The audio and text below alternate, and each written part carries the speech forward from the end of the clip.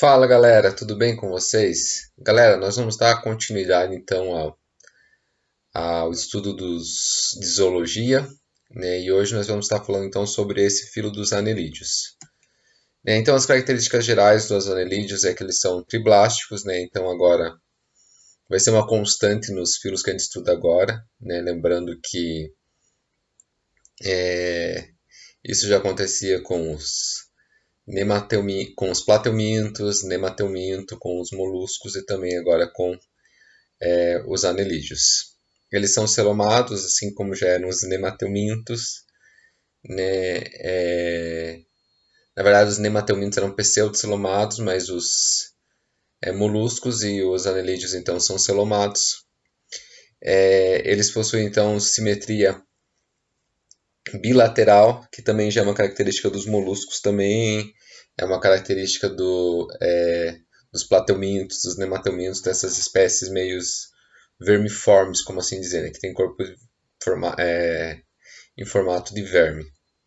E o que seria a novidade, né? O que pode ser cobrado para vocês em concursos vestibulares como novidade no filo dos anelídeos? É que eles têm o corpo segmentado, então o corpo é dividido em anéis ou segmentos, né? Vocês podem observar aqui nos nossos dois exemplos dos principais anelídeos, que é a minhoca e a sanguessuga, como o corpo dele é dividido em anéis. E cada segmento desse, digamos que repete, há características em comum em cada um desses segmentos. Lógico que existem exceções, mas de modo geral é como se o corpo, as estruturas se repetissem a cada anel, a cada segmento.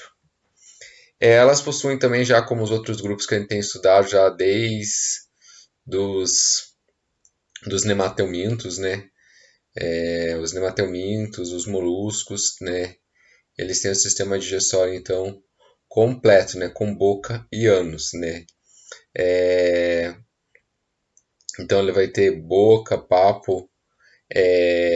Na verdade, eles vão ter umas estruturas a mais, né? Que seria, por exemplo, o papo e a moela, que vão fazer esse papel, então, já de digerir o alimento. Então, eles têm esse sistema digestório, além de ser completo, né?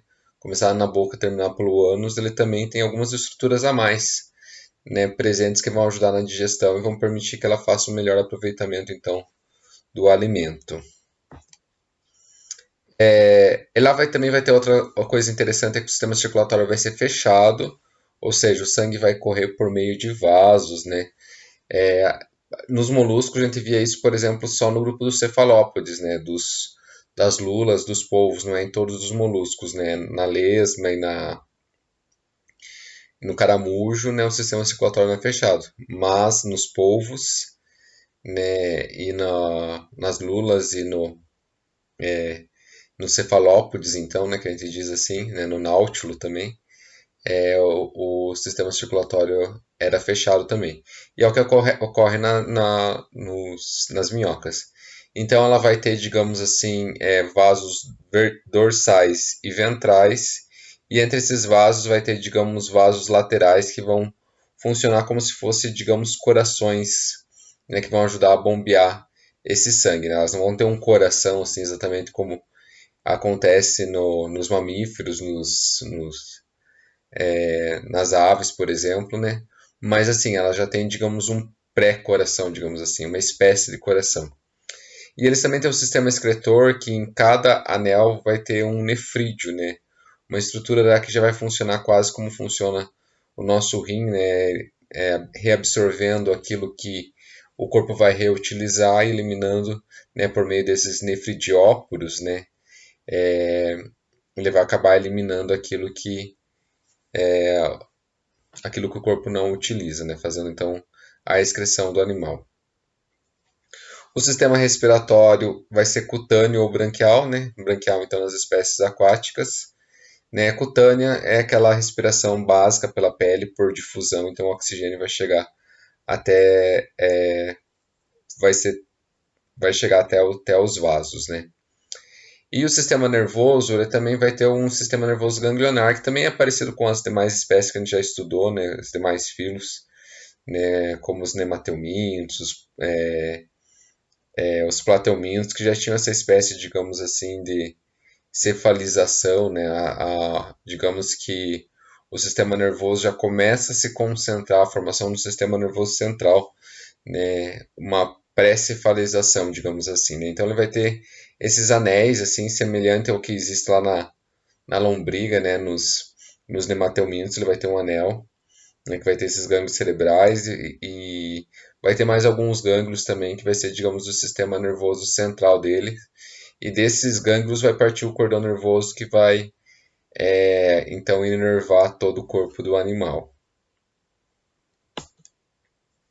No sistema reprodutor, como que vai funcionar, né? Então, ela pode ser tanto assexuada quanto sexuada, né? E eles podem ser tanto monóicos quanto dioicos.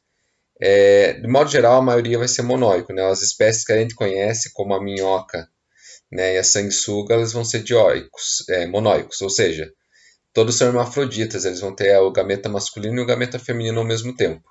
Então eles vão fazer vai ocorrer a reprodução, né, no sentido de que as duas minhocas, né, hermafroditas irão se encontrar e uma vai jogar espermatozoide, digamos, na outra, né, elas vão armazenar esse espermatozoide que depois vai acabar entrando em contato com o óvulo. Uma estrutura muito importante na reprodução é essa estrutura chamada clitelo, que vocês podem perceber, né? Se vocês um dia pegarem uma minhoca, vocês vão perceber essa estrutura. E até é importante vocês observarem essa estrutura para vocês saberem onde fica a boca e onde fica o ânus da minhoca, porque a estrutura mais próxima ao clitelo, né, a essa estrutura anelar diferente da minhoca, é a boca. A mais longe do clitelo é o ânus. E esse clitelo, então, digamos que os gametas vão ficar próximos a essa região vai ter uma importância muito grande na reprodução das minhocas, né? Então ali vão ficar próximos os gametas, também vai ali ocorrer a formação, né, do casulo, dos ovos, tudo vai ocorrer naquela região do animal. E a classificação dos anelídeos, né? Ela é classificada de acordo com as cerdas, quantas quantidades de cerdas que elas possuem. As oligoquetas possuem poucas cerdas, então as minhocas vão perceber, a gente não vai enxergar direito, mas elas possuem poucas cerdas que vão servir então para ela aderir ao solo, né? Então os animais que possuem poucas cerdas são as oligoquetas e neles a gente inclui as minhocas. Os hirudíneos ou aquetas são que não possuem cerdas, e nesse caso a gente vai ter a sanguessuga, né? Ela não precisa se fixar ao solo no caso, né? Porque elas são aquáticas. Então, e por que é irudíneo, né? É por causa da substância que ela produz, porque a sanguessuga vai produzir uma substância tanto anticoagulante quanto também anestésica para que a pessoa ou animal parasitado por ela não perceba que está tendo seu sangue sugado, né? E essa substância, inclusive, é utilizada em alguns medicamentos, né? Como o iridoide lá, que vai ser utilizado, então, para quando você tem aquelas, digamos, manchinhas, aqueles coágulos de sangue na pele, assim, né, ele vai ajudar a dissolver, porque ele é uma substância anticoagulante. E a gente tem as poliquetas, que é um exemplo que a gente não conhece muito, que são os nereis, mas é importante você entender que existem mais espécies de nereis do que de minhocas. Apesar de a gente não conhecer, esse bicho aí que está aparecendo na tela para vocês são os nereis, e eles são mais comuns do que as minhocas, mais numerosos. É isso aí, galera. Fique com Deus. É nóis.